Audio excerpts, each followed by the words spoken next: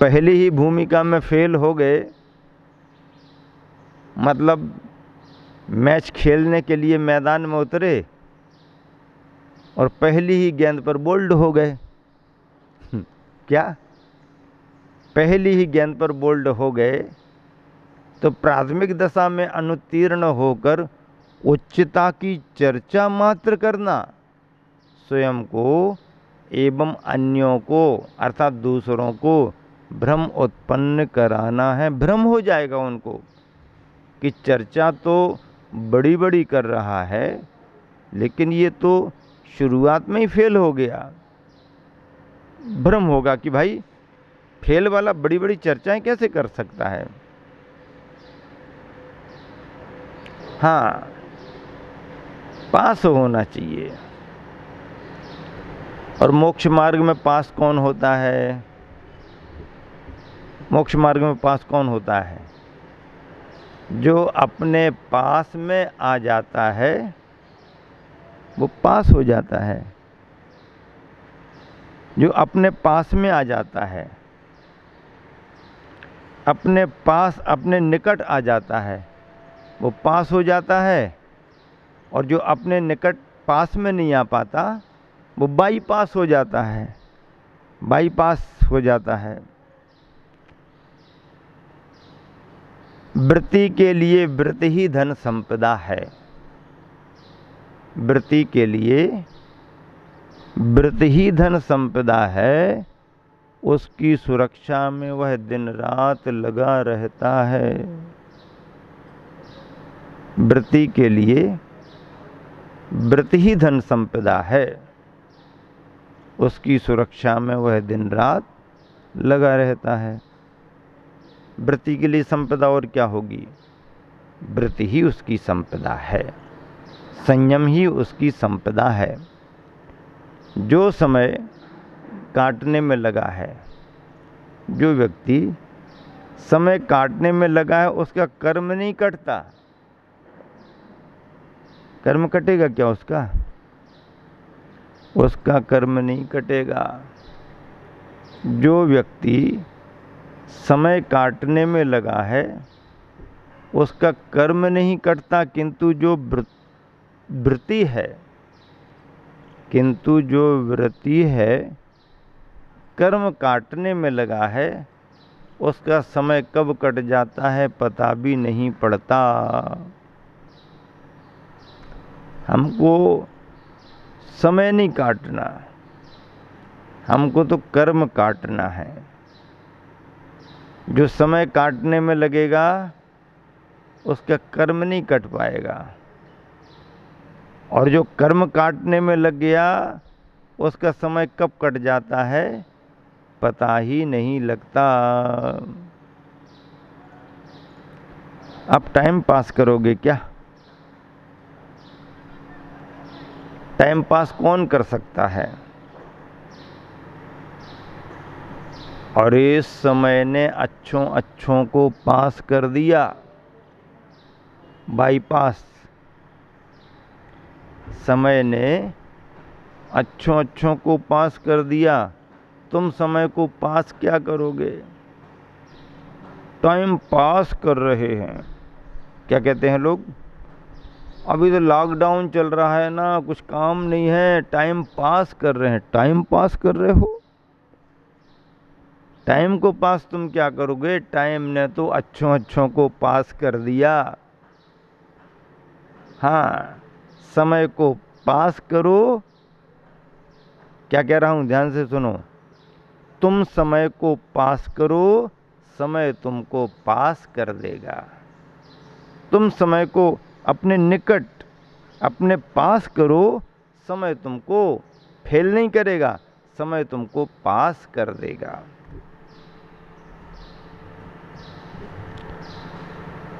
वृत्तियों को व्यक्तियों के नियंत्रण में नहीं, किंतु वृत्तों के नियंत्रण में रहना चाहिए।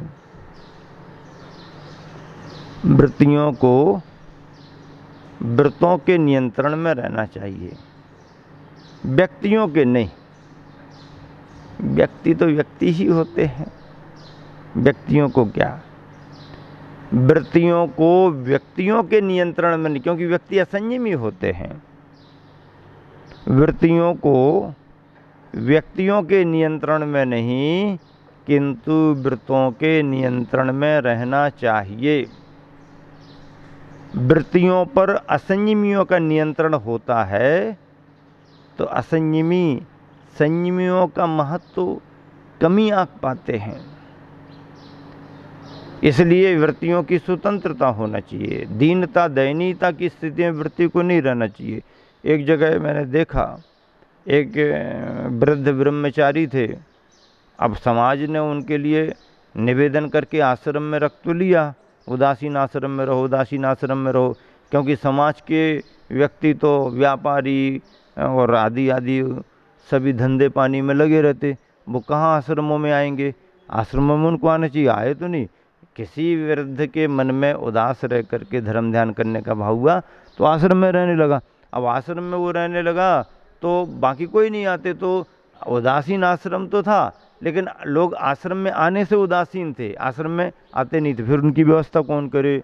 अब बड़ी कमेटी बनी, मीटिंग हुई, ये हुआ तो उदासीन आश्रम में एक ब्रह्मचारी की व्यवस्था बनाने के लिए 21 ग्रस्त लोगों की कमेटी बनी। 21 ग्रस्त लोगों की कमेटी एक ब्रह्मचारी की व्यवस्था बनाने के लिए। जब हम लोगों को मालूम चला तो हमने कहा एक उदासीन की व्यवस्था के लिए 21 लोग पदासीन हुए हैं। एक उदासीन की व्यवस्था के लिए 21 पदासीन हो रहे हैं। व्यक्ति उदासीन नहीं है, कोई उदासीन आ भी जाए साधना करने को तो असंयमी जन 21 लोग की कमेटी बना करके एक उदासीन के लिए 21 पदासीन हो रहे हैं। समय आपका हो गया है, इसलिए इन्हीं शुभ भावों के साथ आप निरंतर इन विचार सूत्रों का लाभ लेते रहें। महावीर भगवान की जय। गुरुवर आचार्य श्री कह रहे हैं कि व्रत संकल्प लेने के पूर्व जितना उत्साह होता है उतना ही उत्साह उसकी निर्वाह करने के लिए भी होना चाहिए।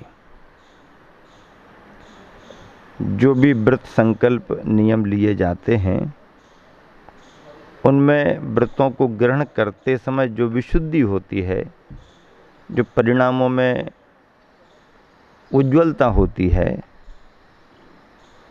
जो उत्साह होता है मन में, गुरुवर आचार्य का कहना कि व्रत लेते समय जो उत्साह होता है वैसा ही उत्साह उन व्रतों के निर्वाह करने में यानी पालन करने में भी होना चाहिए। उत्साह पूर्वक अपनी चर्या को करना चाहिए। बहुधा व्रत नियमों में शिथिलता आने पर नियम से खंडित हो जाते हैं। बहुधा व्रत नियमों में शिथिलता आने पर बार बार शिथिलताएं आती हैं, बार बार अतिचार लगने लगे तो ये मान के चलो कि नियम, जो भी नियम है तुम्हारे, नियम से खंडित हो जाते हैं, फिर वो टिक नहीं पाते हैं।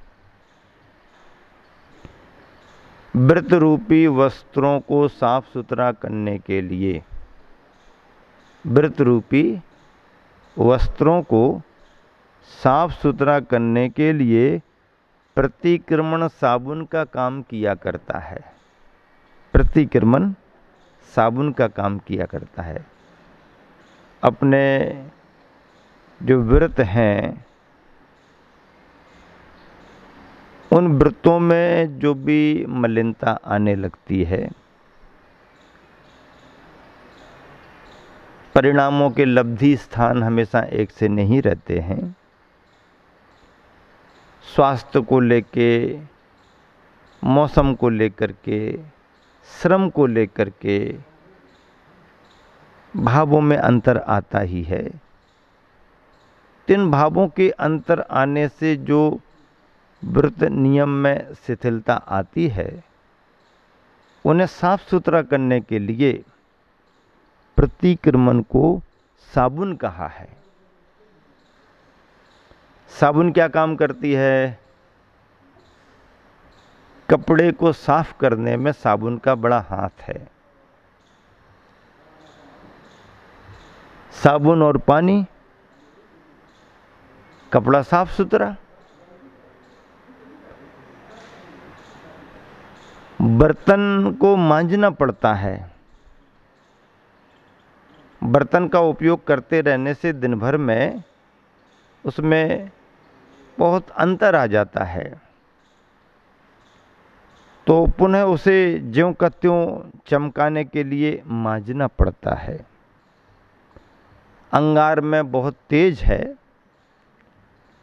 लेकिन धीरे धीरे उस तेज पर राख आने लगती है, तो राख को हटाना पड़ता है, और एक बार राख को हटा दी अंदर का तेज दिखाई देने लगता है। ऐसे ही मोक्ष मार्ग है। सुबह से शाम तक की दिनचर्या, रात्रिकालीन समय, इन सभी के बिताने पर, इन सभी के करने पर जाने अनजाने जो त्रुटियां हो जाती हैं,